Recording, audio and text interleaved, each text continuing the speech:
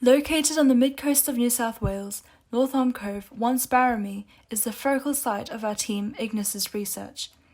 A city once prized by Marion Mahoney and Walter Burley Griffin has a century after its conception been revived as the subject of research and innovative renewal. A transdisciplinary approach to address dimensions of urbanism will see to a collaborative effort between myself, Senlina, as community builder, urban designer Liam, environmentalist Sionnan, economist Keven, and infrastructure specialist Alex. Following early settlement in 1790, when 5 convict escapees were adopted by the Worimi people, the 1911 Royal Commission sought after a decentralised model of Port Stephens, approving of a plan envisioned by Walter Burley Griffin in 1918. With present-day North Arm Cove at the heart, Griffin's proposal elevated the role of greenery on the site, among which systematically wove an interconnected system of communal spaces and the public realm.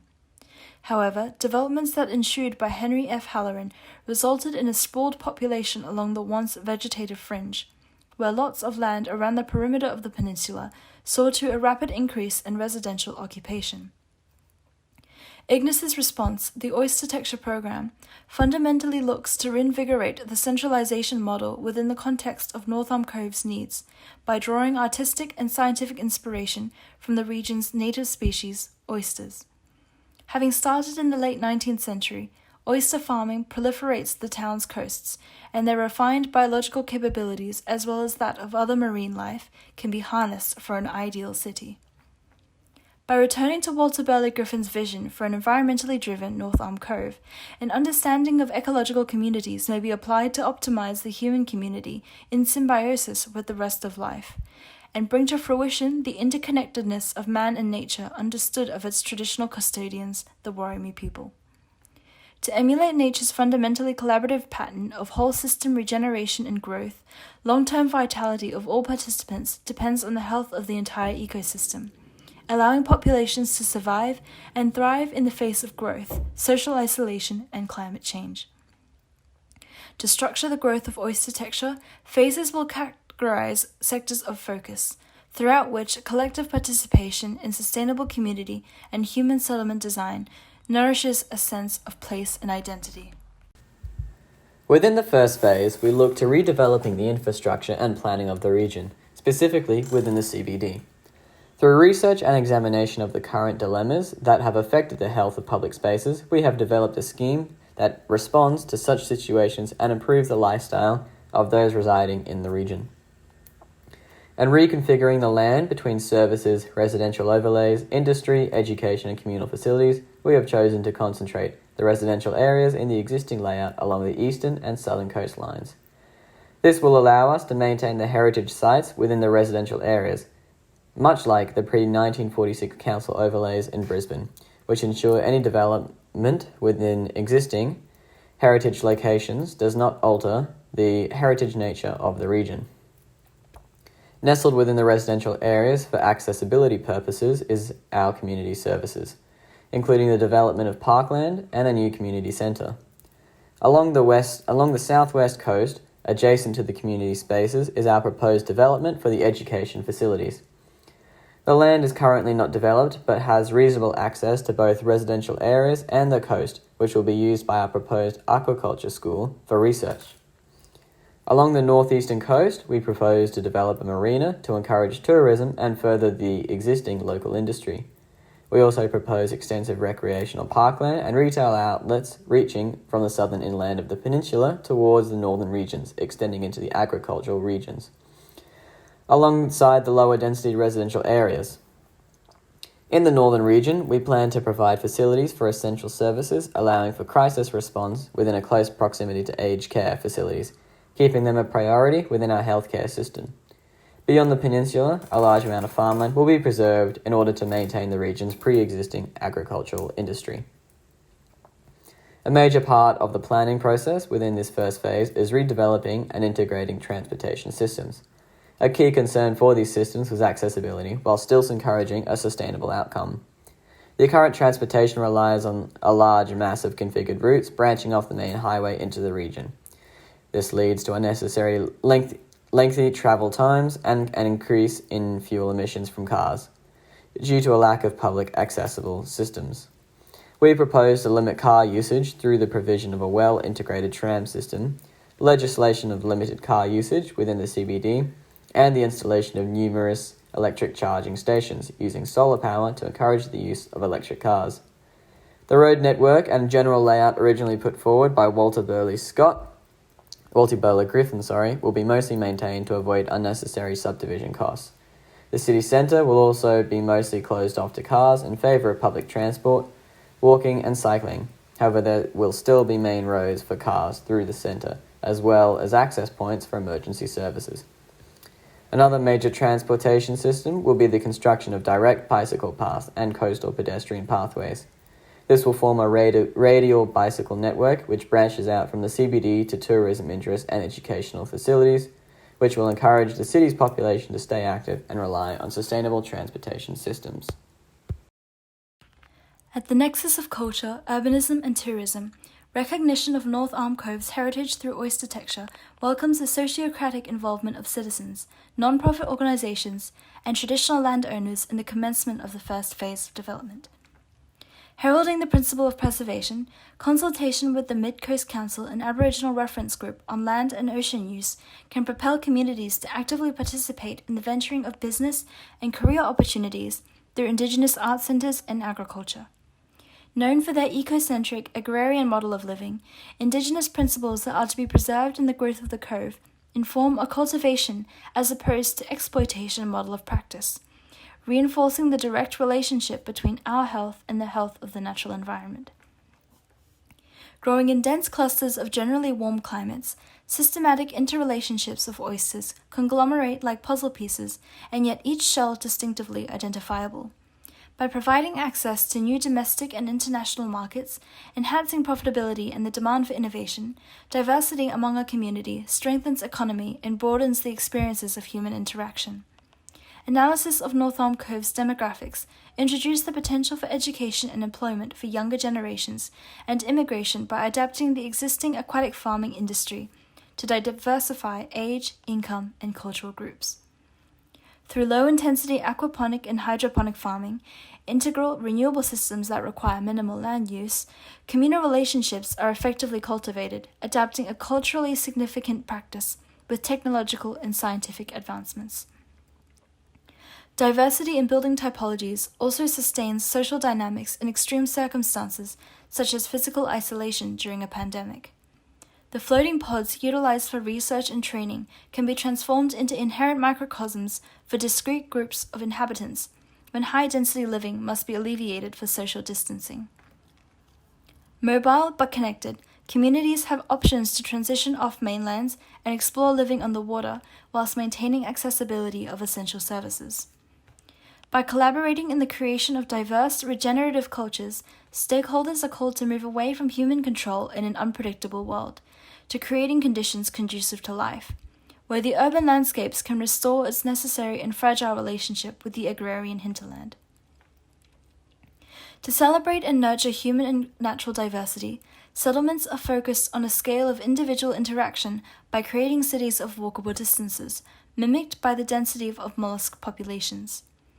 Despite the flexibility of motor vehicle ownership, active travel has several positive aspects for the built environment that address social and environmental costs otherwise forfeited by the high traffic congestion, social isolation, and greenhouse gas emissions in major cities. Walkability and abundant community spaces facilitate a socio-psychological sense of interconnectedness and membership of a holistic body, providing critical opportunities for interaction and collaboration in the overhead bridgeways and interlaced paths. Rather than attempting to fix the future with a set of static standards, these pillars of preservation, diversity, sustainability, and connection are intended to inform the ongoing redevelopment of the community, moving toward the achievement of a resilient North Arm Cove with a unique sense of place. Progressing into the second phase of our proposal in conjunction with the current and past state of the region, the necessity for addressing environmental considerations becomes vital for further developments. In particular over this past year with the widespread bushfires, an approach which not only prevents such crises but also strengthens the biodiversity and sustainability of the region is paramount. Within Phase 2, we propose to extend our marina to allow for further industry within the region.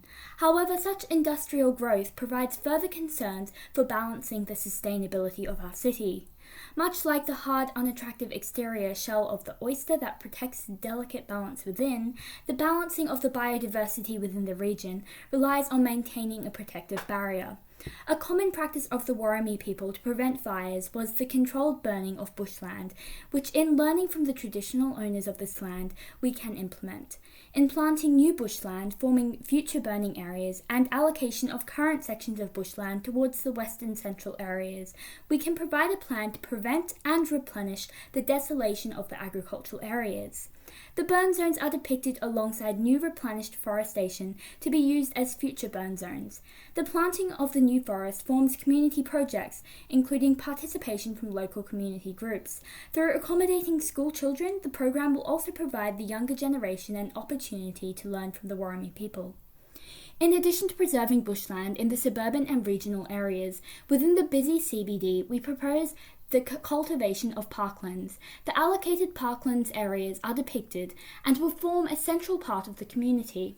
The additional green areas promote carbon reversal and the natural environment respiring within the built-up areas. To aid in the growth of the oyster farming projects established in Phase 1, floating modular pod systems will be constructed in association with the aquaculture school. The pods creating more efficient access to the oyster farm will allow students to be a part of the project. Being carbon neutral and solar powered, the pods will also aid in the research of developing algae and kelp textiles and building products to be implemented in future developments. The concept of having floating habitable areas also looks into the development within the rising sea levels in the area and may be further developed for future residential and commercial possibilities.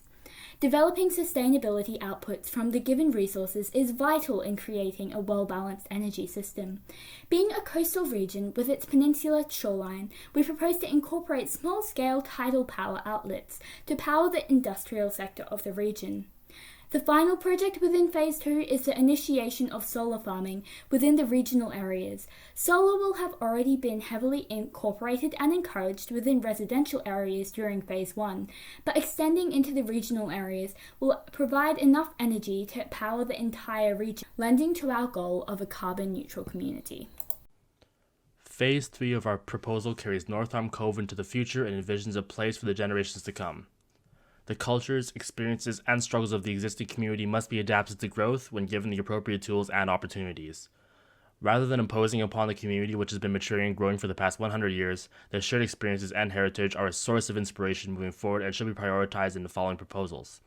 Rapid development risks disruption of the community's balance. Therefore, systems integrated must ensure current residents are both protected in their rights and interests, while simultaneously given voices in larger scale development regarding the preservation of history and heritage to allow for more cohesive communication and understanding.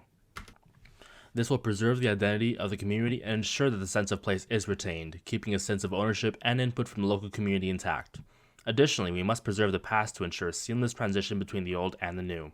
The preservation of the culture and history of the people who once were and are currently living in North Arm Cove is intrinsically related to allowing for the preservation of the character of the environment and essential to making a true sense of place. In practical application, to ensure we maintain all of these given considerations moving into the third and final phase more than ever, the importance of the Indigenous people's involvement becomes key in seeking permission and respecting the sacred sites and not just building around them, but allowing for our design to embrace their past and culture. Furthermore, with the threat of overcrowding, economy, and environment looming over the next 30 years, it is essential to tackle these issues first and foremost when discussing the viability of an equitable public space. An overall heightened standard of living is essential for the equity and inclusivity of public spaces. With the implementation of overhead paths as integral points of interest at overlapping access points, a cohesive public accessibility system will be set in place which allows for us to design around the need for high-density residential living, while also accounting for the general necessities of the public. The overhead paths allow for a reduced imprint on the local environment, as well as providing infrastructure for the community. The interlacing access points along the main paths creates a narrative of interconnectivity and accessibility for the community, positively influencing the standard of living overall. As a team, we have developed a design proposal for our proposed community center, which includes equity for various members of the community and the way in which they are represented, while embracing the culture of the indigenous roots of the land, working with local indigenous artists to curate the architectural form and display artworks inside the center itself. The design itself physically depicts our vision for North Arm Cove, being concentric around a communal focus given its cylindrical form, with the central courtyard. Like all of the new development occurring through each of the 3 phases, the community center in the Baramy Hill region will act as a carbon-neutral development being run entirely on clean energy through solar and tidal power, acting as an example for residents of the future of their lifestyle. Acting as an assurance of protection of culture and heritage along with further development for the implementation of adherence of responsibility to the future generations of North Arm Cove. Phase 3 has 2 main focuses, one being the community and their living, the other is their work through developing further industry, driving the economy. Employment opportunities and affordable housing are essential to attract immigrants to North Arm Cove. In developing examples of the type of residential development we envision to indulge throughout Phase 3, we have designed a unitized townhouse system which allows for affordable and sustainable living. Our townhouse system incorporates functionality and lifestyle of current population, being constructed from local resources and built under strict low-emission regulations. The design also takes into consideration the work-from-home lifestyle that we have witnessed in this past year, making way for future crisis response as well as future globalized industry that allows one to work from home. This is realized through the manipulation of internal spaces to allow for rooms in the front portion of the house acting like living quarters, then devised working quarters split by a central courtyard.